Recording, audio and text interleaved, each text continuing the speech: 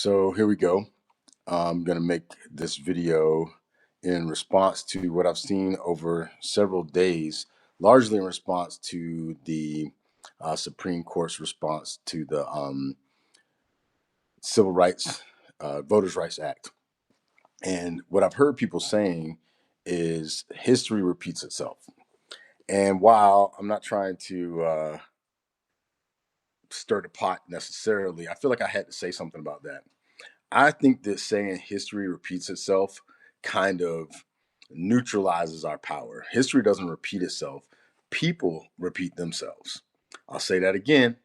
History does not repeat itself, people repeat themselves. So people create history. History doesn't exist objectively outside of humanity. History is the stories, the culture, the narratives, the experiences, the actions, all the things that involve us creating society together. And a lot of times, just like if you break it down to like a family or something like that, you have a lot of people who do the same crap over and over and over again. Those people repeat themselves. And then when you interact with a person who repeats themselves and you repeat yourself, then that's the history between the two of you repeating itself. Same thing is happening on a larger family, community, city, town, state, whatever, national or global scale. It's people doing the same shit over and over and over again. So you can't sit there and say that history repeats itself if you repeat yourself. So what can you do to change history? Do something different. If you change, everybody has to change.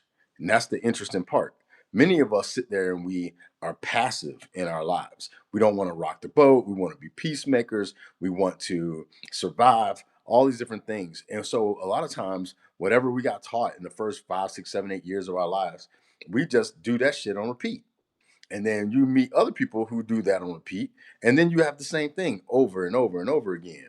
But if some of us say, you know what, I'm not repeating myself, and that doesn't mean you're not going to say the same thing again. It means you're not going to be the same way again. So even if you say the same thing, but you say it in a different way because you're changed, then the whole world changes with you. Every time I make a video, write an article, blah, blah, blah, blah, blah, I'm changing the world. And I know I am. It doesn't mean that millions of people are looking at my videos or reading the articles I write. It's far from it, not even in the thousands, maybe sometimes in the hundreds. But I change the world every single moment because I change myself every single moment. Every time I write something, every time I make a video, I'm holding myself accountable to a standard that I'm trying to aspire to. And some of it I got on lock and I ain't even gonna lie about it. And then some of it I'm still a work in progress, but I'm still going towards it. And I make these videos and write these articles. Yeah, it'd be awesome if a million people watched or read or whatever the case may be, and they said, "Hey, man, you changed my life." But I'm not really doing it for that. I'm doing it to change my own life. I'm doing it because every time I put something out here, I know that at any point in time, somebody can go to an article or video and tell me what I said. And even if I said, I don't remember saying that, they could pull it up and say, see what you said? Or I don't remember writing that. And they can pull it up and say, see what you wrote? And then I would have to be, damn, you're right. And then I would have to deal with the consequences of what I said and did, created and wrote. And so I put all this stuff out here as a way of holding myself to a certain standard and a way of tracking my own change and my own development, my own growth. And then hopefully people get something out of it because I don't say stuff for no reason, obviously. I am saying things that I think would be beneficial to people, certain people, not everybody, but some people. But I'm mostly doing it because when I see things in the world that I don't think are working that great, if I say, oh, somebody should say something, then as I said in the previous video, I am that somebody if I think somebody should say something or somebody should do something. So if I become that somebody and I say or do something, then people are around me and they're going to be shifted and changing by me being different. Because if a person wants to stay the same around me when I'm always changing, then they have no choice. They have to change too, or they got to get away from me because I'm not going to stay the same. And that is how we change history. We don't change history by crying, saying history repeats itself. We change history by changing ourselves. So if you find yourself saying that or feeling that, please check yourself. I know what you mean. I know what you're trying to say. It's too passive. It does nothing for anybody. And it's not going to make the world better.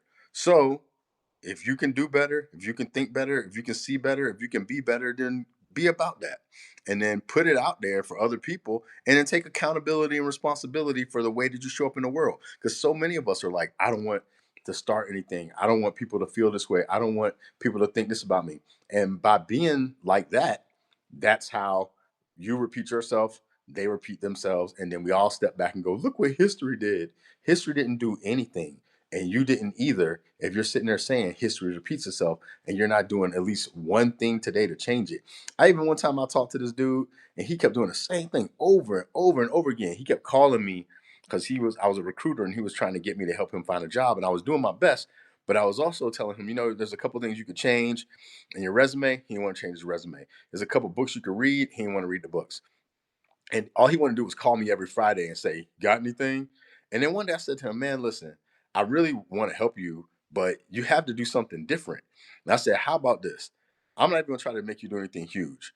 What's your favorite food? He's like, blah, blah, blah. I said, what's the food you like the least? He told me.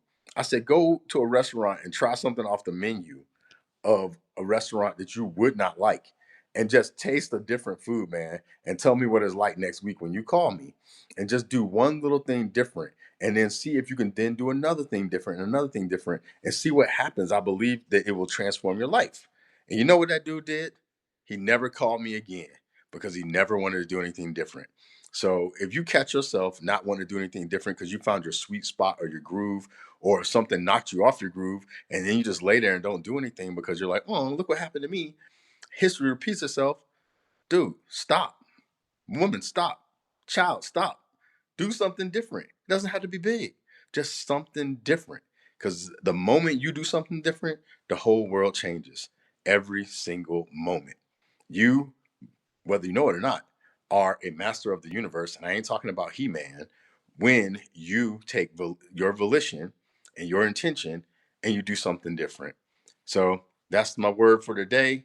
Hope it connects to somebody. If it doesn't, at least it connected to me, and I'm going to be different. Peace.